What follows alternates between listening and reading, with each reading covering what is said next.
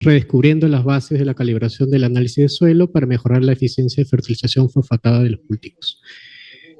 Como ya escucharon, las charlas, las muy buenas charlas anteriores, nosotros tenemos que ir, no, tenemos que ir investigando, pero tenemos que saber los conceptos básicos y los tenemos que tener bastante claros.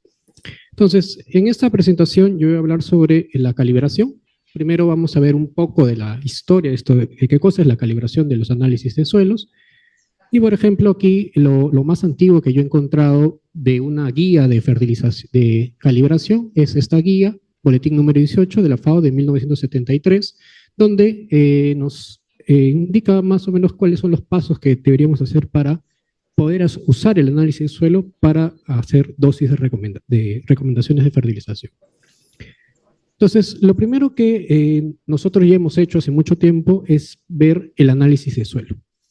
En este caso, para el análisis de suelo, nosotros tenemos diferentes métodos de análisis, por ejemplo, en este caso para fósforo, ¿no?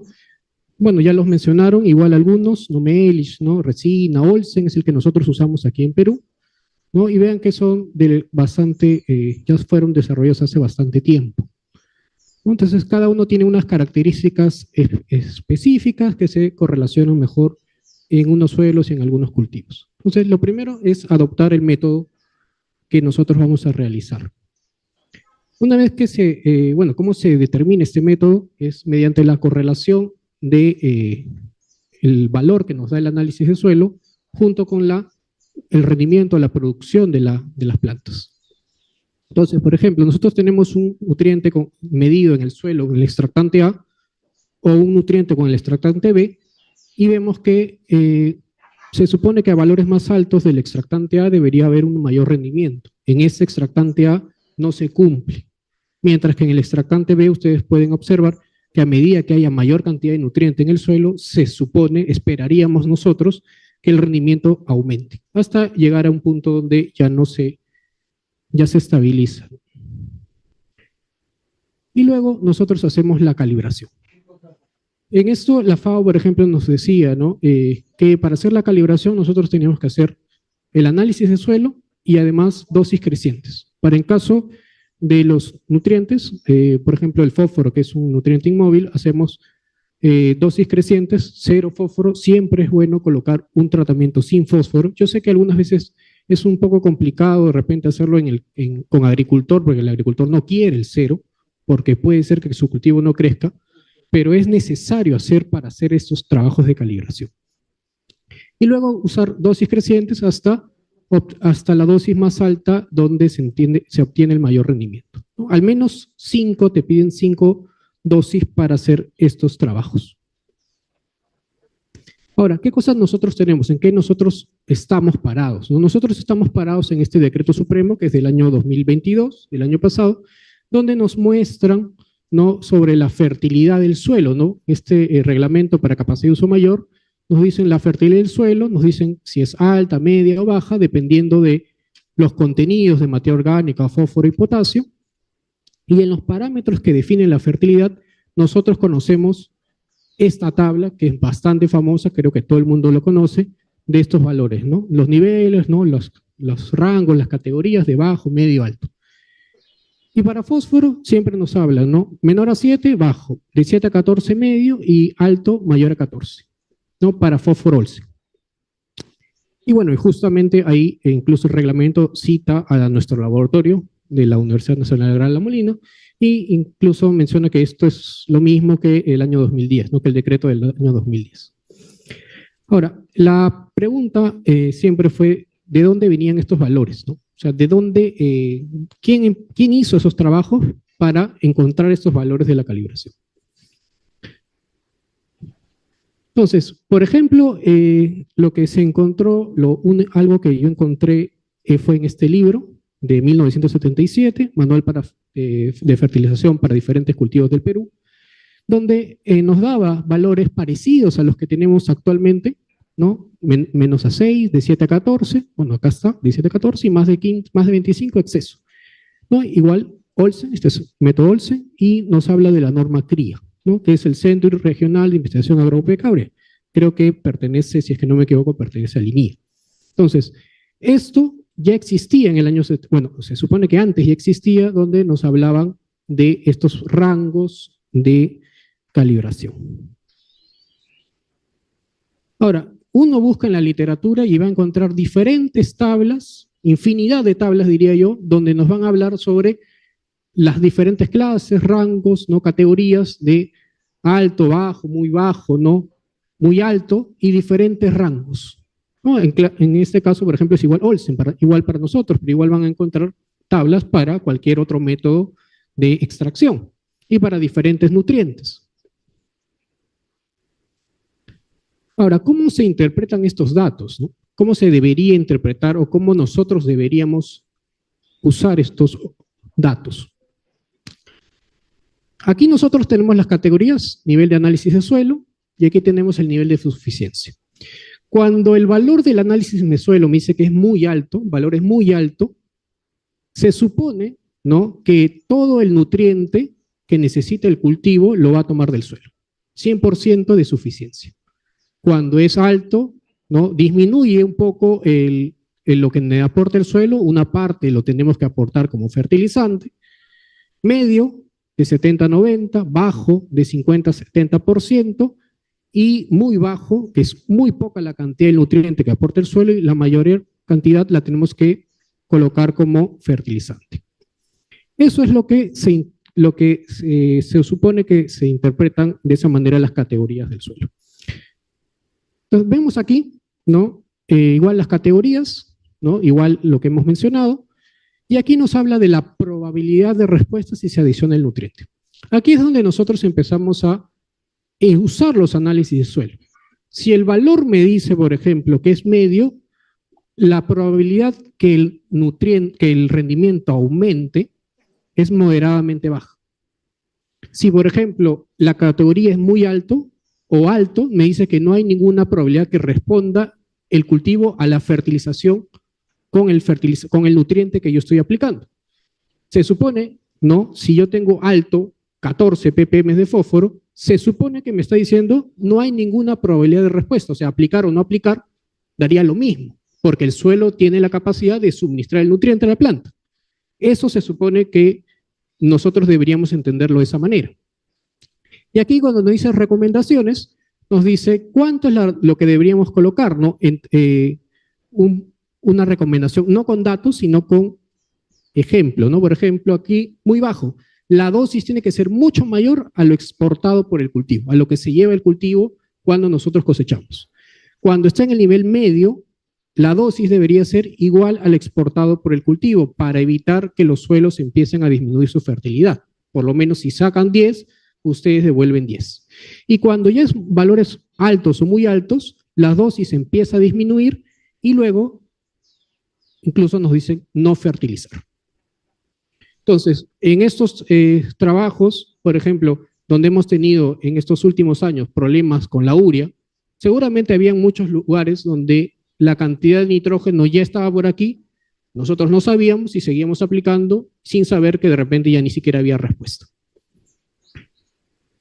Entonces, aquí gráficamente lo vemos, ¿no? Nosotros tenemos el nutriente en el suelo, a medida que aumenta el nutriente, ¿no? Acá están las categorías, aumenta el rendimiento y lo podemos fraccionar en fertilización de corrección. Aquí es donde nosotros incrementamos las dosis de fertilización a muy bajo, agrego más fertilizante, voy disminuyendo las dosis porque aquí ya no, la probabilidad de respuesta va a ser muy pequeña, aquí ya casi no, y aquí prácticamente ya no hay ninguna respuesta, ¿no? Entonces aquí tenemos la corrección, el mantenimiento y la reposición.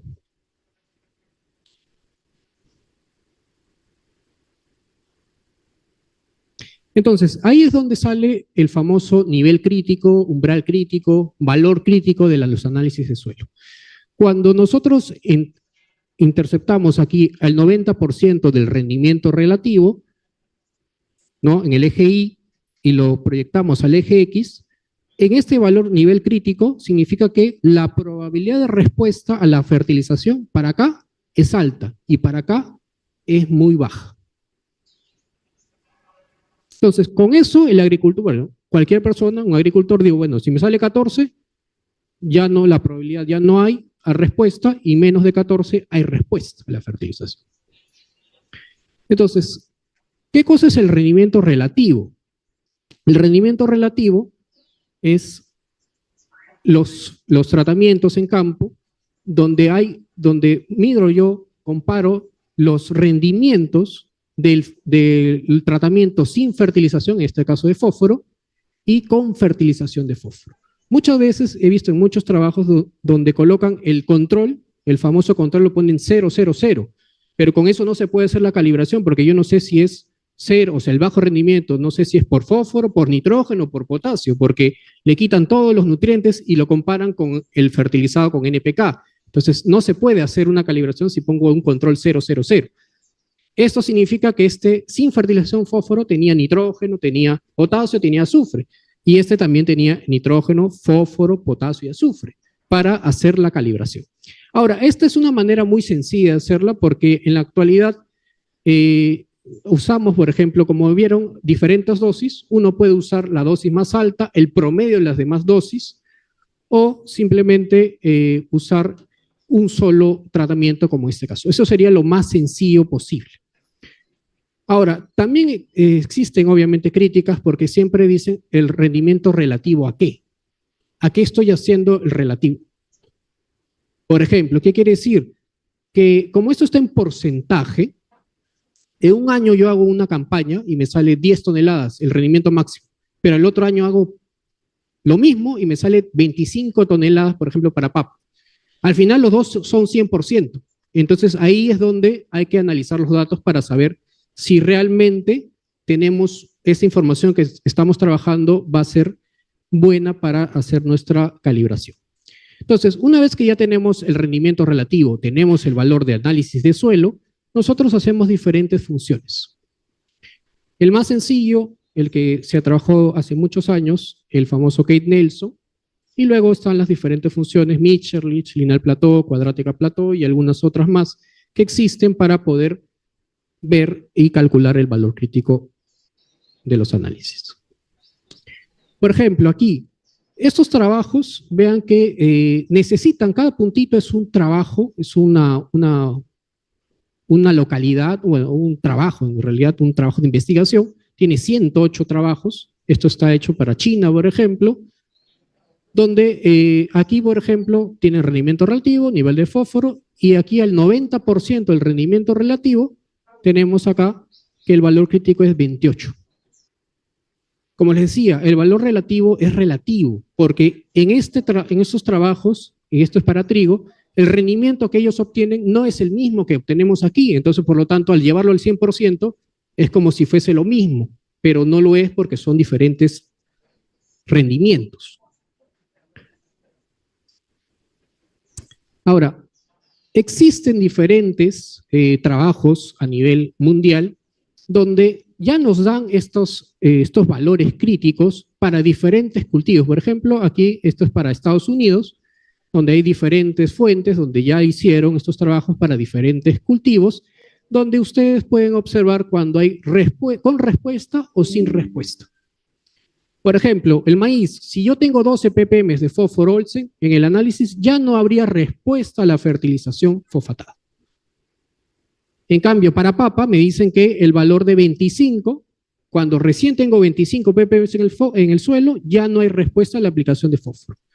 Ahora, estos valores obviamente son para otros lugares. Muchas veces, incluso he escuchado muchas personas que dicen, pero si ya existen estos valores, ¿para qué vamos a hacer los trabajos si ya existen en otro país? Simplemente lo adaptamos a lo que nosotros tenemos y lo hacemos, ¿no? Y ya no hay que investigar más. Pero hay que recordar que estos trabajos son bajo otras condiciones, bajo otras variedades, bajo otro manejo, suelo, clima, y por lo tanto, ¿no? Incluso extractantes, bueno, en este caso es el mismo, pero hay diferentes extractantes y no podríamos determinar el mismo valor.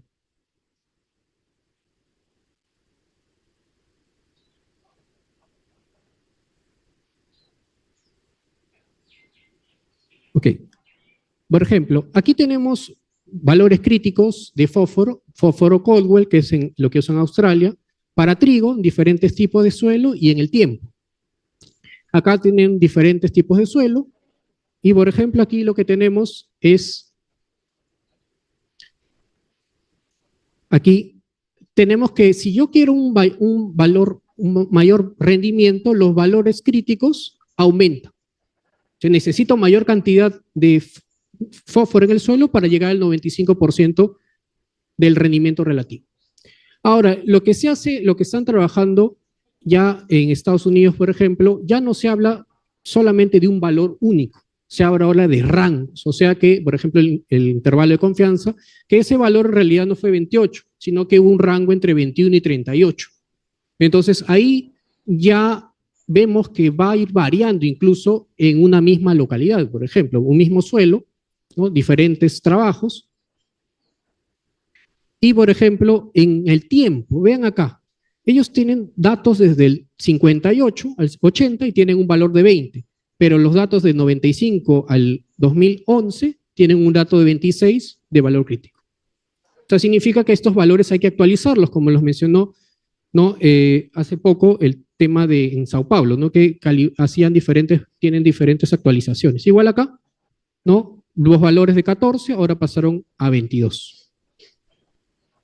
Ahora, por ejemplo, si nosotros aquí, por ejemplo, hicimos una simulación con unos datos, donde, por ejemplo, para remolacha tenemos un valor crítico de 7, para cebada tenemos valores críticos de 12, para papa tenemos valores críticos de 25, y si nosotros juntamos lo que muchas veces se hace, juntar, como no hay mucha data, se junta de todos los cultivos, se hace, y se hace uno solo, ¿no? Y aquí, por ejemplo, le sale un valor crítico de 13. Como, por ejemplo, lo que nosotros podríamos tener, ¿no? 0, 7, 14. Se supone que mayor de 7 es medio y mayor de 14 es alto, pero no nos dice para qué cultivo, simplemente nos dice que es alto, medio, bajo. Entonces, uno puede llegar a entender de que mayor de 14 ya no hay respuesta. Entonces, aquí, por ejemplo, si nosotros asumimos ese 13, ¿qué quiere decir? Para cebada cumpliría, no habría ningún problema, pero ¿qué pasa, por ejemplo, con remolacha? Estaría diciendo, mi suelo tiene, por ejemplo, si yo tengo un valor de 5 o de 7, yo lo tendría que estar llevando a 13, porque digo, bueno, 7 es bajo, en cambio 13 necesita 13 el valor, entonces yo tendría que fertilizar. Pero aquí, si yo tengo 13, prácticamente me está diciendo que ya no hay respuesta a la fertilización. Pero, por ejemplo, para papa, digo 13, ¿no? 13 es el valor, yo estoy en 13 aquí y la papa solamente rinde 70%. Y ya no fertilizaría porque asumo que este valor es el valor correcto, el valor crítico. ¿Qué cosa hay en Perú, no? ¿Qué cosa había en Perú? En Perú había datos, hay datos en Perú, hemos encontrado valores del año 67, ¿no? En un recopilado de Estados Unidos, donde, por ejemplo, aquí en este mapa nos decían ya por ejemplo, aquí en esta zona, del 70 a 100% de probabilidad de deficiencia de fósforo. En estos rayitas es del 71 al 75% de los suelos son deficientes de fósforo. Y aquí en la zona central, donde estamos aquí, dice de 25 a 50% de los suelos son deficientes de fósforo. Ahora, ¿qué cosa se hizo? Aquí está la correlación, los análisis de suelo, la absorción de fósforo por la planta, de maíz en este caso, lo hicieron en macetas, y diferentes métodos de evaluación de fósforo, ¿no? Cada uno con sus respectivos R's para maíz.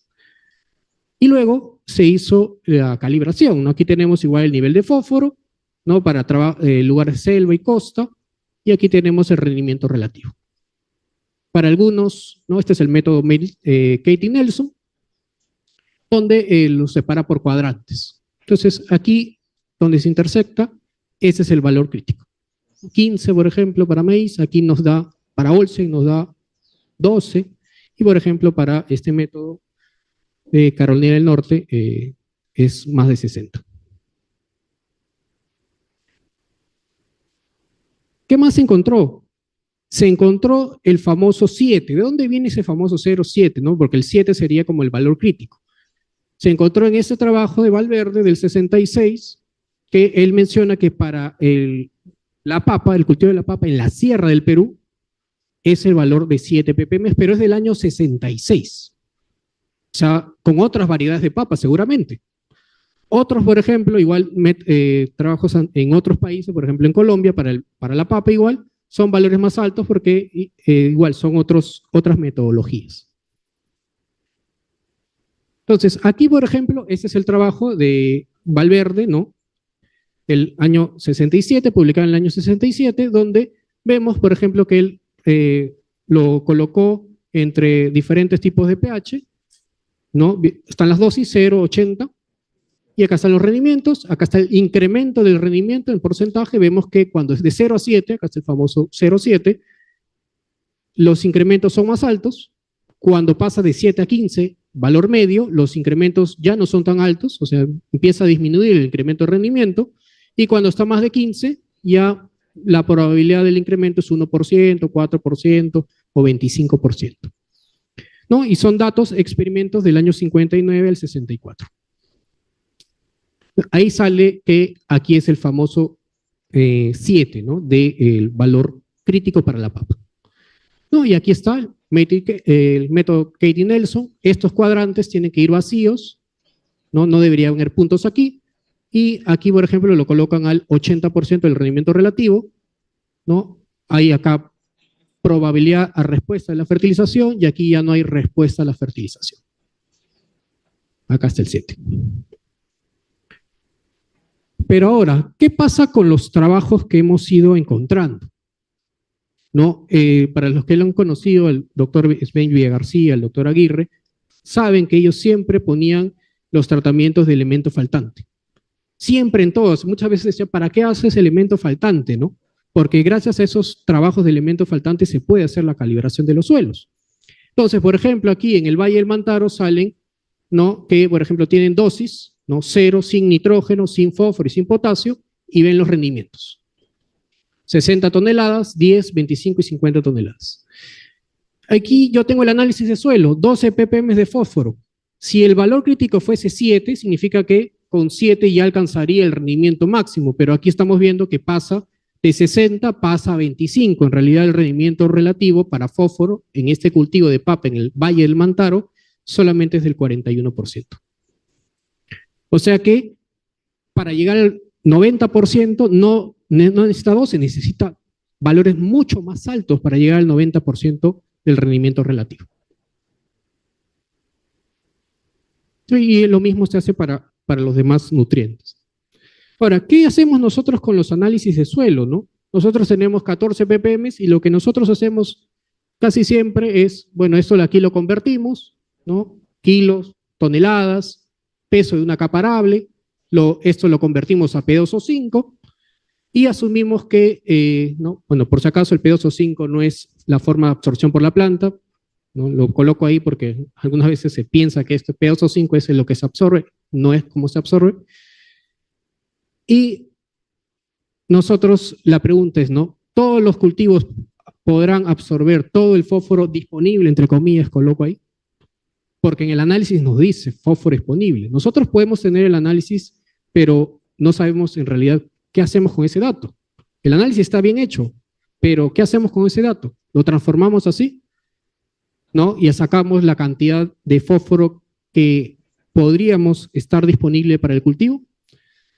Y ahí nos preguntamos, ¿no? ¿Cuánto extrae en cultivo? 30, 80 kilos como P2O5. Y, por ejemplo, para maíz, 12 toneladas, 70 kilos. Para 40 toneladas de papa, 61 kilogramos. Entonces, luego ahí nosotros entramos con las eficiencias, ¿no? Ya, yo entiendo que esos 60 kilos no son, o esos 40 kilos no son totalmente disponibles. Entonces entramos a las eficiencias. Pero ¿de dónde salen esas eficiencias? Muchas veces es criterio experto. Yo lo digo porque lo dice tal persona, se entiende que es lo correcto. Hay unos trabajos donde nos sale suelo, ¿no? 40% de lo que está en el análisis de suelo realmente va a ser obtenido para el primer cultivo. Y para fertilizantes, el 30%. No, esta información también no es de nosotros. Entonces, una vez que terminamos de usar el análisis de suelo, usamos la eficiencia, tenemos 25 kilos, y nosotros hacemos esto de aquí, ¿no?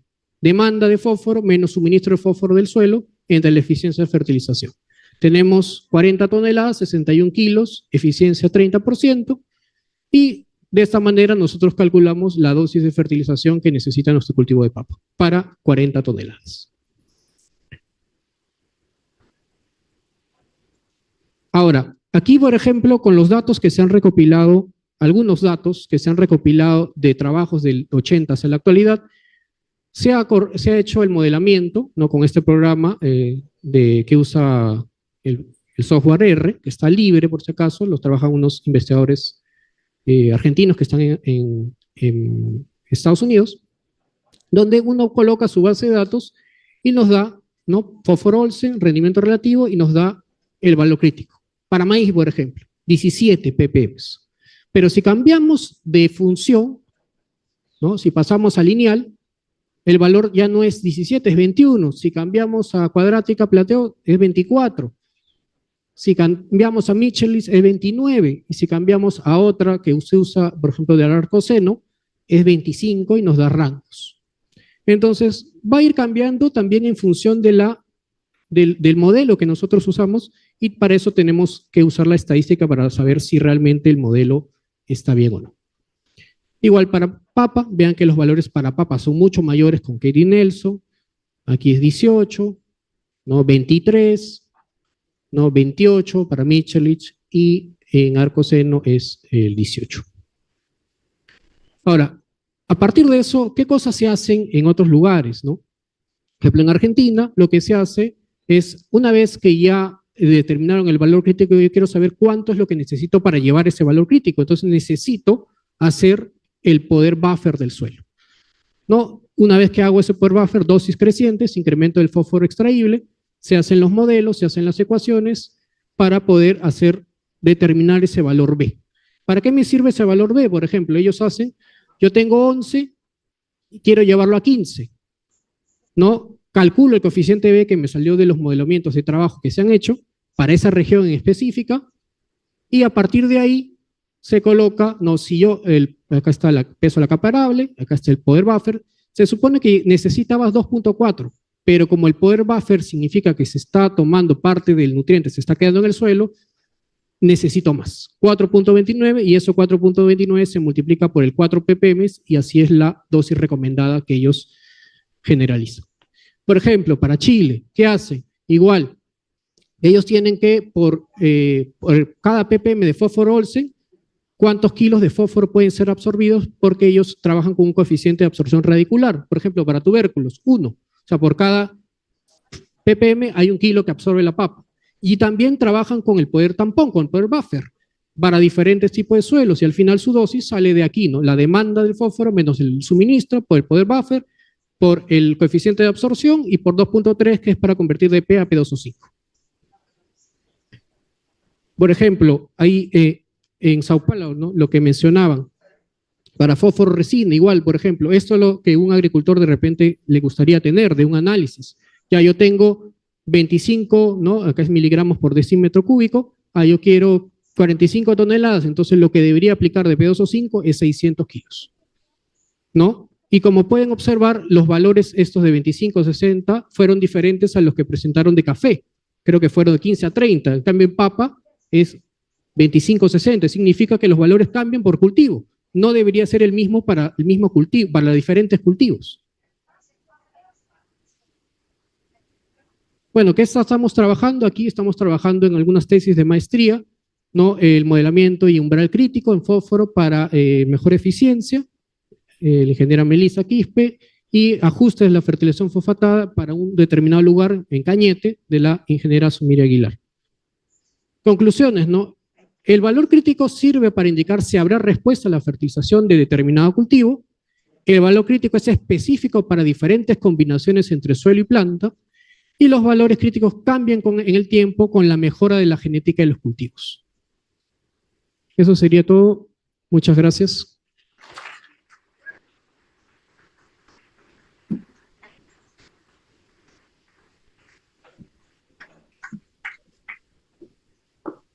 Ubicamos al centro del escenario.